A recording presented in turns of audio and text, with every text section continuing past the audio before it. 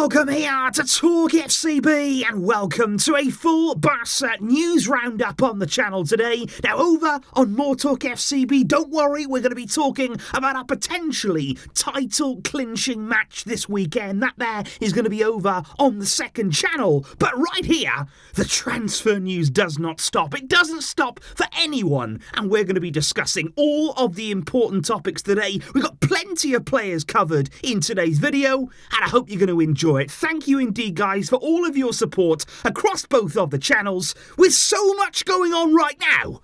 But let's start right here. Coming up for you, all the news. Let's do it. Because I want to start, first of all, by talking about Clement Longley, because this, guys, is exactly the kind of player who you can't afford to forget about this summer. Because, you know, they're out on loan right now. We don't really think about them that often, players like this. But they're still going to play a huge part in the coming summer transfer window. Because don't forget, if they end up coming back, they're on those big wages still. They're on those big Bartomeu-sanctioned contracts, and they're going to take up valuable room in our wage bill. They're going to hurt our chances of achieving FFP margin. Hence why this season, Longley was sent out on loan to Tottenham. It was a straight loan deal there with no option to buy, but it was simply a move designed to get him off the wage bill for this season and to hopefully see Longley go to the Premier League and impress and hopefully get some interest in him. And it hasn't been an easy season for Tottenham as a whole, to be honest. Longley has already played under multiple coaches this season, but I would say that in general there's been some good performances, there's been some bad. I think he's been probably decent at Tottenham. That's the way to describe him. I would say that right now a lot of Tottenham fans don't seem all that keen on keeping him beyond the loan deal, but do Tottenham disagree? Because Fernando Polo, who is usually an extremely reliable source when it comes to transfers, he's come out and said Tottenham have told Barca they want to make that move permanent. They would like to keep Longley on a permanent deal, which would be a surprise to me, but a welcome one, because apparently there is true. There's a transfer fee being mentioned of between 15 to 20 million euros, and that would be colossal for the club. That would be a huge, huge deal to get Longley, who's got such a long contract at Barca, don't forget. That would be massive. But let's just stay calm right now. Let's wait and see what happens, because I would say that Tottenham do not have a new coach in place yet for next season. It's possible their plans could change, of course, so let's just wait and see how this deal develops. But certainly right now about Longley, there's optimism, which then brings us on to Ferran Torres, because when it was first announced there that Mattia Almani was leaving to join Aston Villa, we immediately started to hear Ferran's name being linked with Villa. A possible transfer fee there apparently of 60 million euros,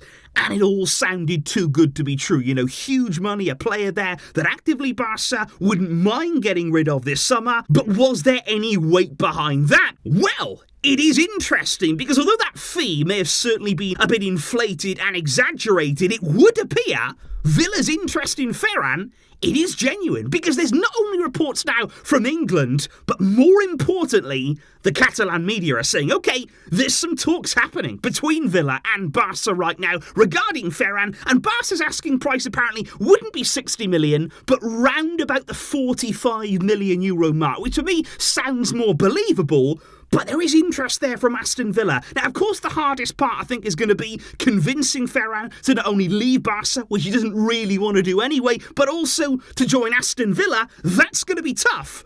But they do have Unai Emery there, the Spanish coach, of course, very much familiar with Ferran Torres, I'm sure, and also the incoming Mattia Almani. Will he play a part, even this summer, in Ferran Torres' future? Another one here, I feel, regarding the Premier League to certainly keep an eye on, which then leads us to another Premier League name, because this time we're actually staying in the Midlands. I want to talk about Ruben Neves, and I want to talk about this situation here involving Wolves and Jorge Mendes, because we have spoken before in a bit of detail about the fact that Ruben Neves appears to be offered to Barca at every available opportunity. Every transfer window that goes by, you can guarantee Neves is going to be linked to Barca. Now, that appears to be due in part to Laporta's relationship with the super agent Jorge Mendes, who works very closely with Wolves and is the agent of Neves. And what we have heard over the past week or so, and quite often I've got to say, is about this swap deal, the rumoured swap deal there, 30 million euros plus Ruben Neves to sign Ansu Fati City this summer. Reportedly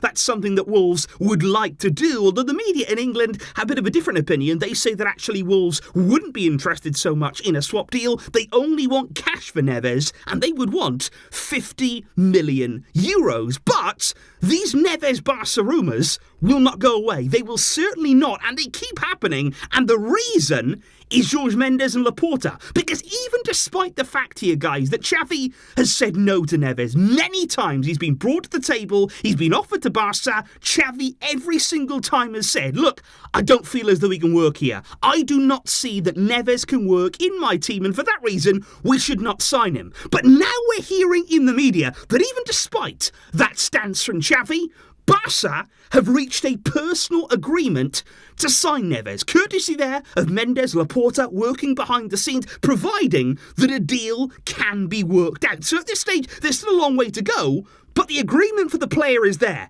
And again, guys, this is a rumour that concerns me, because that relationship with Mendes, it's becoming uncomfortable. It needs to be controlled ASAP. He's getting too much influence. He's getting too much power. We're giving him too much power, and I do not like that at all. But much more than that, and more importantly than all of that, please, can we not start going against the coach? Can we not start here going over Xavi's head? Because we have seen this before at Barca, whereby a player has been signed at the club. I'm thinking now about Malcolm, brought in against the club's wishes. Coach didn't want him. What happens every single time?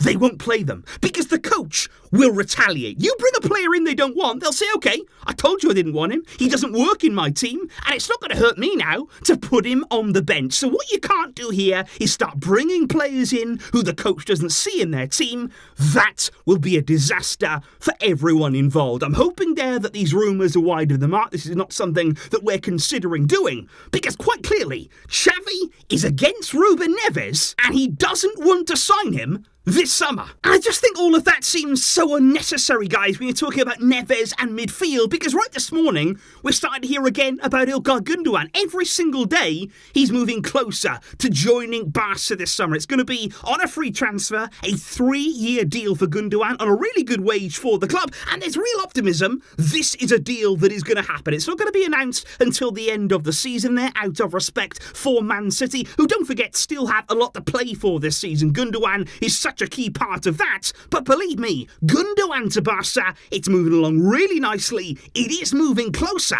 and it looks as though we're going to get our man this summer. And then you've got Sofyan Amrabat, because I think this morning, massive story come out here from Tony Joan Martí, because he says that Amrabat actually has an agreement with Fiorentina, maybe after what happened back in January when they didn't let him go on that loan deal, but this summer, apparently, they have promised to let Amrabat go for a set amount, and that transfer fee is 20 to 25 million euros. That there, according to Tony Joan Martí, and that would be a no-brainer. Surely there, in the modern day market for a quality player entering into his very prime years, 20 to 25 million, that is a deal there, I feel, of real quality. And also Amrabat's wages wouldn't even be high at all. And I think if that does turn out there to be true, that is something we have to capitalise on, and that would be a solid acquisition. So let's wait and see if that turns out to be accurate, because then of course we move on to what would be by far and away the biggest deal of the summer when it comes to Barca. So much work going into this one. Let's talk about Lionel Messi, because Barca, from the word go ahead of this summer, they've made it clear things are going to be different this time when it comes to Messi and in terms of negotiations, because although they are all in on his return to the club, they're clear they're not going to make him an official offer until they've received that green light from La Liga. The club are very keen to avoid a situation like back in 2021 when, don't forget, we had everything agreed with Messi. Everything there was fine for his renewal until at the very last minute then we went to La Liga and they said no. They blocked the deal, and we cannot put Messi or his family through that again. So Barca here are going about it in the right way. La Liga first, and then the offer to Messi. Which is why right now it is very interesting, because we know now that we're going to receive that official response from La Liga on May the 19th. There's a lot of expectation right now that on that day next week, our summer truly begins. The work really does begin on that day, because there is optimism surrounding La Liga's response to that viability plan. And judging by the reports that we're hearing this morning, the club believe it's going to be a success, because so much so that now apparently the very final details are being put into that Messi offer. The club behind the scenes right now, and apparently there's loads of people inside the club working on this, the offer to Messi is in its very, very final stages. Before then, they're going to make it to him, they're going to make that official offer as soon as we receive that response from La Liga. So I think next week they're looking from next Friday onwards.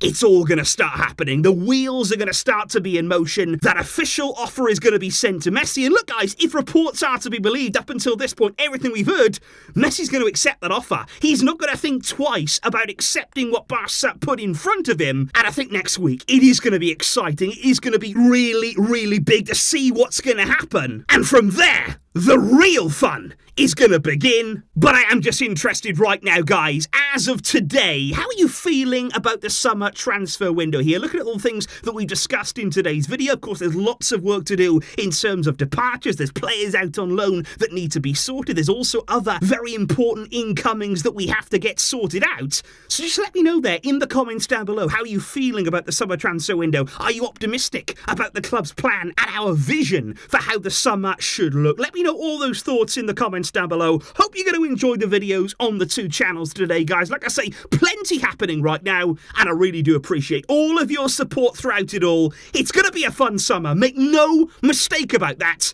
and I hope you're all going to keep joining me right here to enjoy it all. Thank you indeed for all of your kind words, and I will see you soon with more videos to come.